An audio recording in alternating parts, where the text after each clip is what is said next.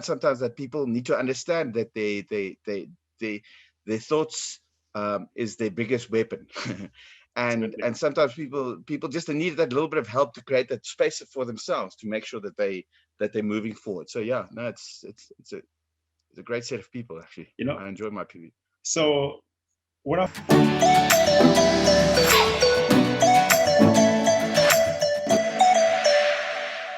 Hello, everyone. Welcome to the Adewale podcast. My name is Adewale Adejumo.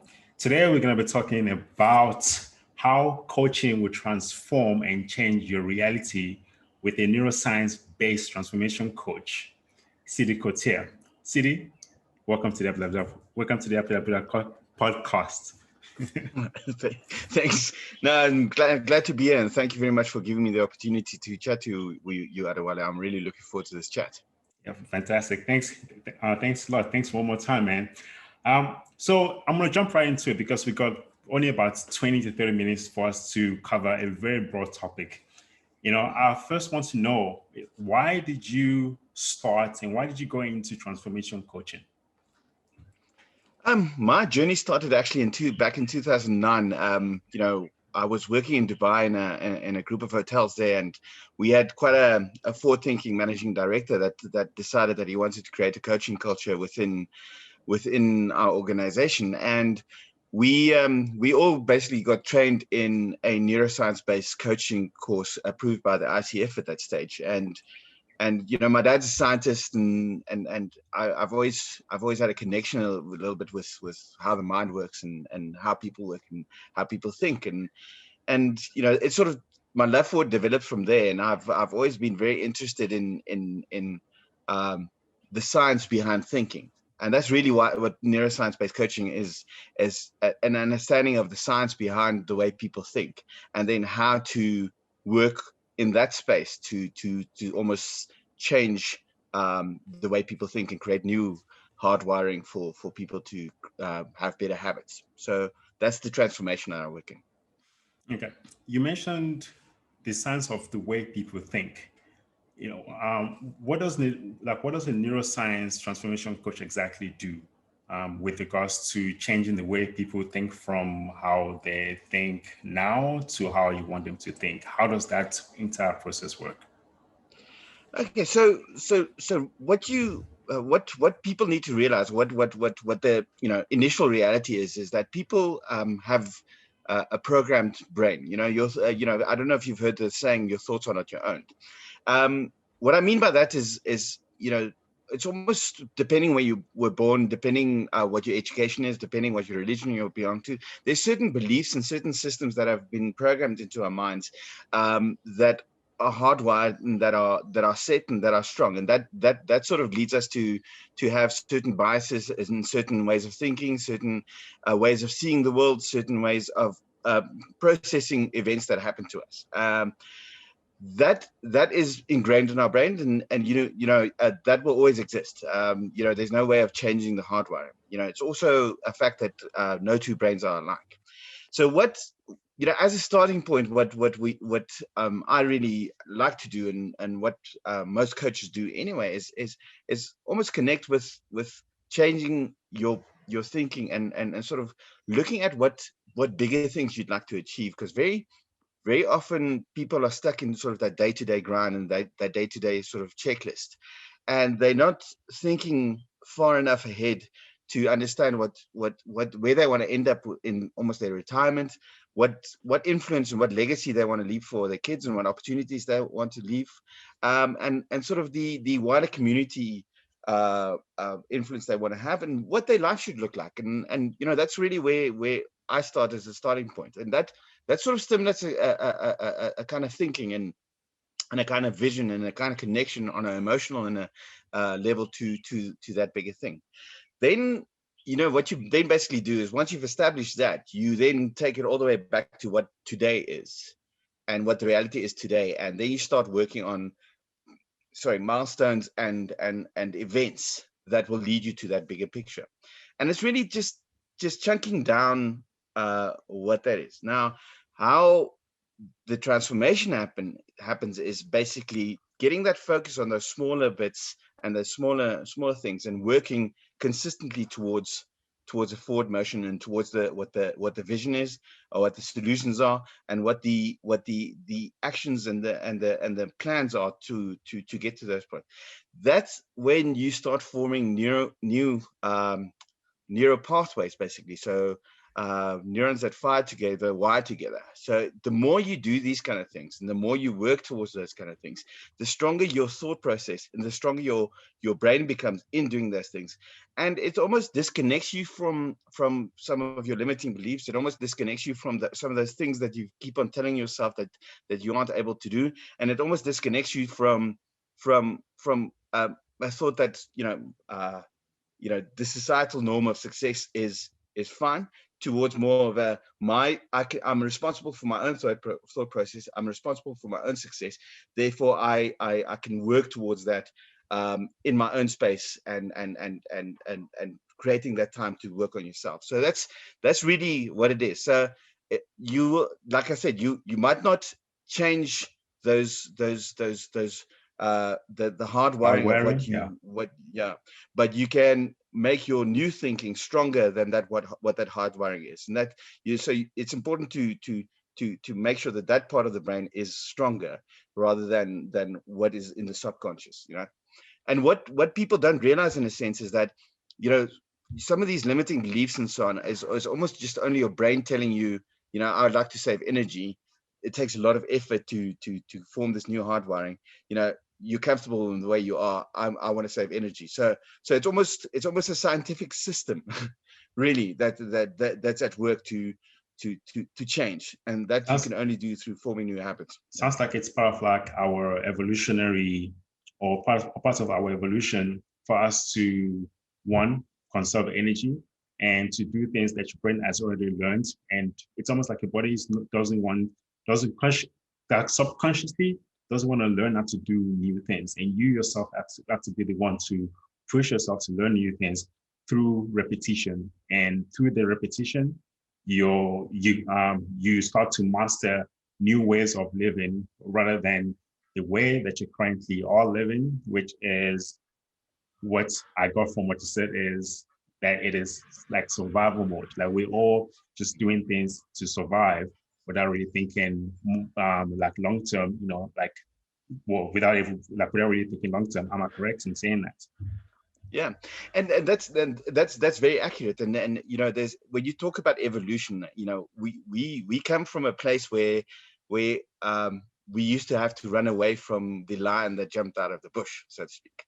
And there's a very dominant part of your brain that is actually the fight, flight, freeze part, that people don't realize is in control of your emotional being as well, right? So sometimes this, because this is a very dominant part of our brains, and it's almost in a lot of situations, and the way I describe it to people, in a lot of situations, say, be it in a meeting, when you're having an argument with your spouse, when you're talking to your kids, there's something happens, and it's that almost that misty moment where you're not really in control of your reactions. That part of your brain is.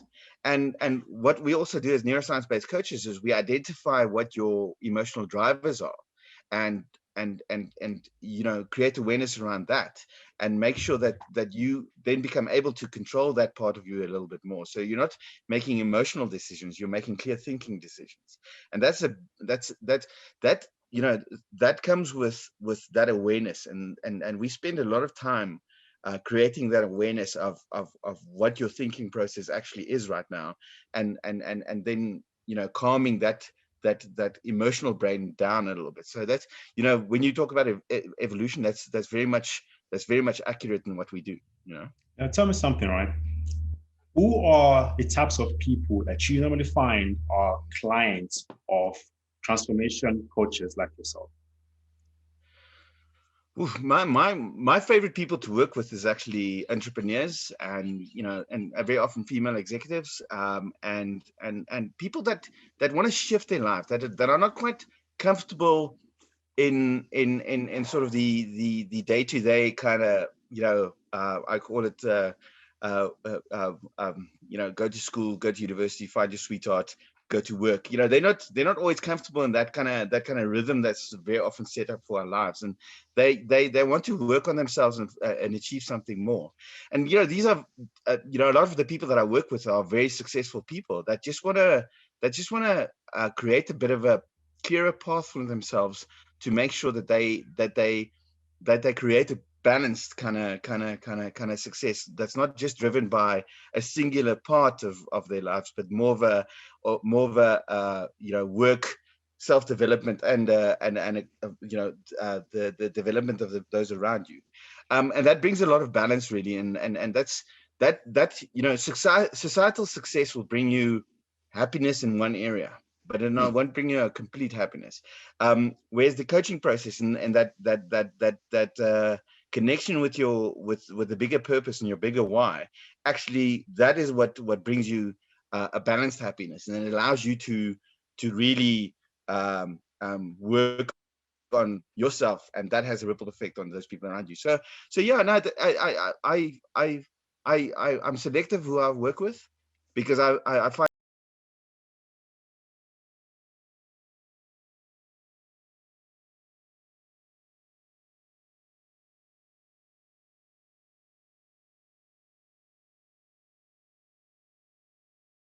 it's a great set of people, actually. You know, I enjoy my PV. so what I found, what I found is that a lot of personal and transformation coaches, they do work with corporate, they work with executives, and what what this ends up doing though is that the normal people, it's almost like these executives, have the top jobs, the top money, and now on top of that, they get to have balance, they get to have happiness. What about the normal people? What about someone who is not making 100,000 US dollars a year or per month? How would someone like that be able to get access to the same type of transformation or neuroscience-based transformation coaching that someone like you offers?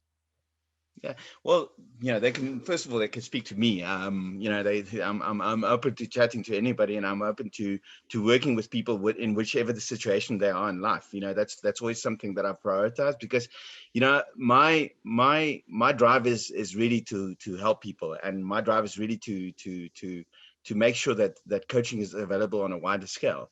But they are different. I've got a coaching network myself, and I mentioned to you before that I'm in the process of building a coaching platform to make it more accessible to people, to make it more normal for people. But there are different levels of coaches. There are different, that are not necessarily, that are different at different stages of their coaching journey.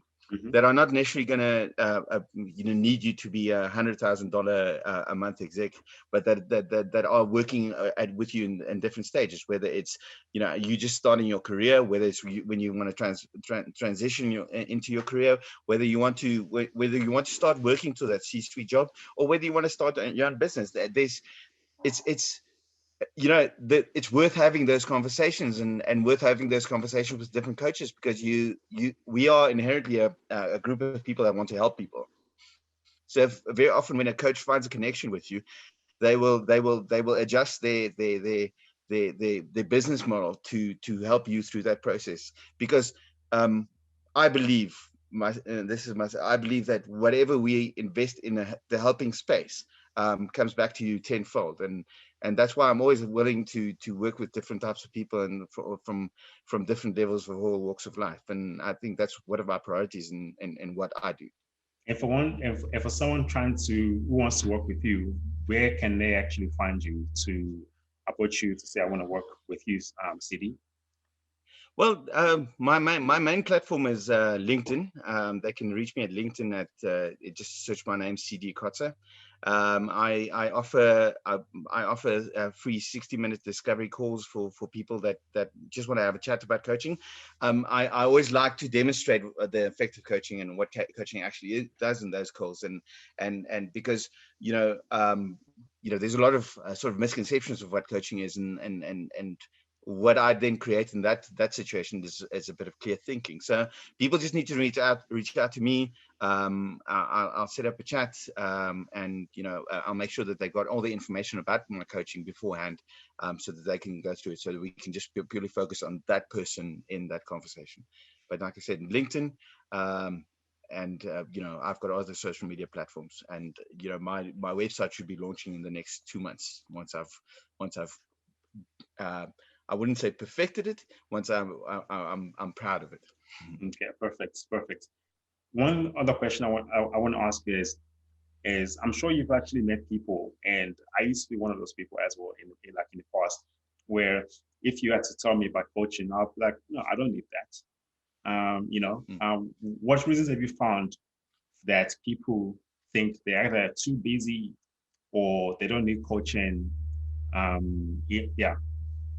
The reason why people reject coaching, even if they can afford it, they think they just don't need coaching. Okay. Well, there's a few scenarios. There are people that are able almost naturally to coach themselves and work through that process. But then there are people that because of this programmed system that they have, believe that their societal success is happy, or like is fine, and there's a bit of a lack of understanding, because it's very hard to explain to people. We speak about it this way, and if you've got understanding of it, it seems quite natural to speak about it and natural to understand the effects of it.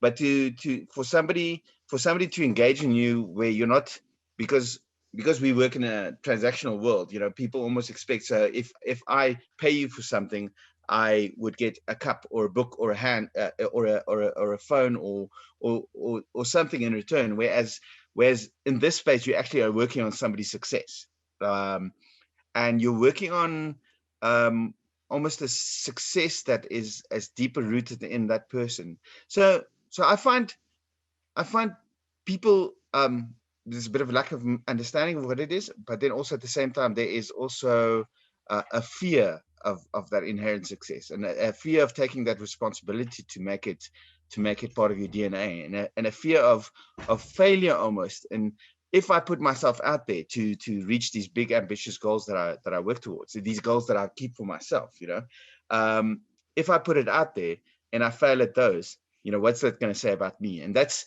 sort of the lack of knowledge and the fear of that ultimate failure of putting yourself out there. Those are sort of the two main things, because I think everybody deserves a coach. Having experienced this and having gone through different periods of my life where I've had worked with coaches and so on, and the clarity and the balance that has brought me at different stages of my life, it's really worth investing in that. And I believe coaching is going to be what management was in the past. Coaching is going to be that in the future. It's going to, we're going through this transition right now where we're having a lot more open conversations. We're being a lot more honest with each other, and it is important that you create that space where you can listen to somebody without judgment, or without your implying your own agenda. And that's exactly what coaching is. Before we got into this recording, we were talking about limiting beliefs. And I would like to know what advice you can give to people to, because I know it's not going to be something that you can just get rid of. You can't just get rid of limiting beliefs. What steps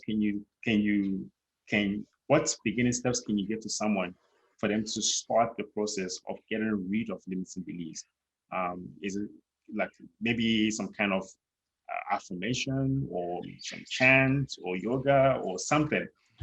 No, there's space for all those things, of course. But it starts with a very simple question that you can ask yourself, and is this what I'm telling myself? Is that a fact, or is that my opinion? Is that a fact, or is that a view? Is that a fact, or is that something else somebody else told me before? Is that a fact, or is that a societal belief?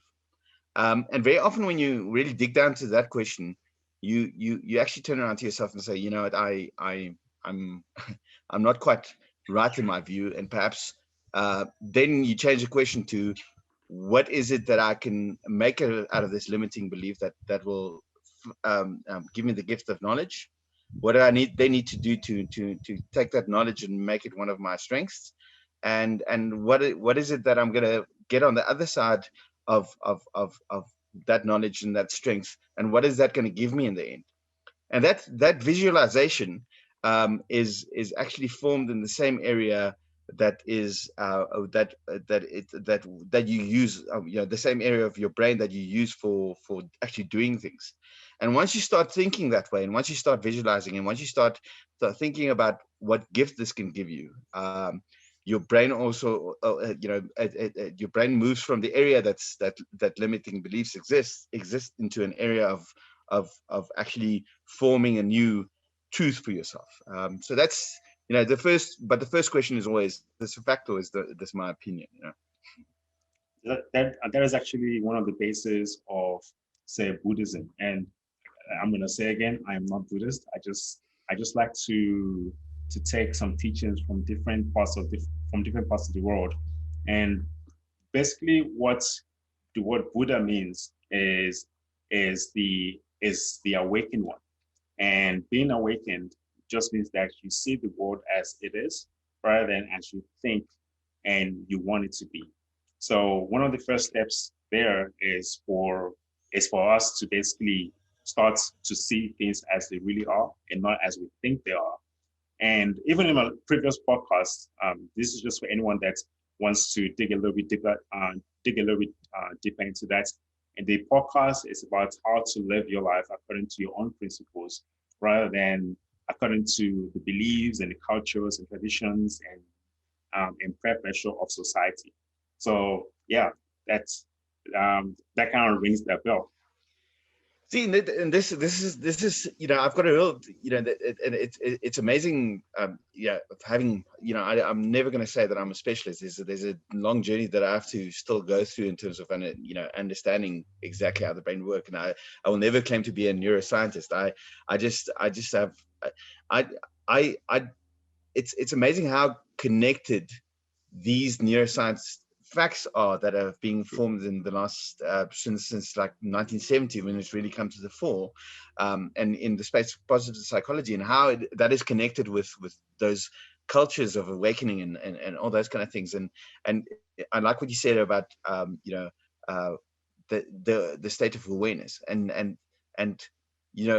if you think about how kids see the world when they're 5 years old or 3 or 4 5 years old versus how you're then formed into what you then are as a grown-up with all these fears and all these biases and everything like that. It's almost the brain should be in that free space where it works in a space for empathy, it works in a space for exploration, it works in a space of innovation, and it works in a space for action, without any limitations. And the most successful people in the world have in a sense have done that, have helped them have formed that habit to be able to do that. If you think about all the most disruptive people that have changed our life in the most significant ways, and a lot of these people work with coaches just for exactly that reason. It's not because they don't believe in their own success and they don't believe in what they're capable of. It's just because that sometimes in your own thought process you form your own limitations, whereas when working with a coach and working with somebody that creates that awareness, it's just somebody holding up a mirror to you and saying, this is what you're actually saying. Is that your truth? Or is that just something that you're telling yourself that's programmed going to stop you from there? Yeah, exactly. So this there's a lot of space for these things.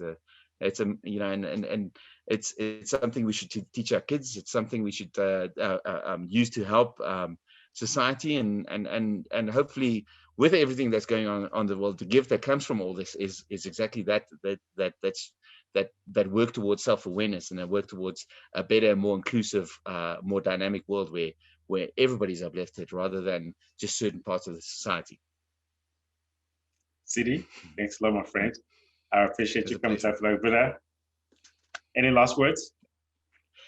No, just if anything resonated with anybody in these conversations, just please reach out to us, and we'd be happy to extend these conversations. I like networking, I like meeting new people, and it's a pleasure meeting you. And hopefully we can do some more of these works, these kind of things in the future. Thank you so much. And if you guys haven't yet subscribed to the Adewale podcast, don't forget to hit the subscribe button over there. And if you're listening right now on Podbean, you can follow us over there.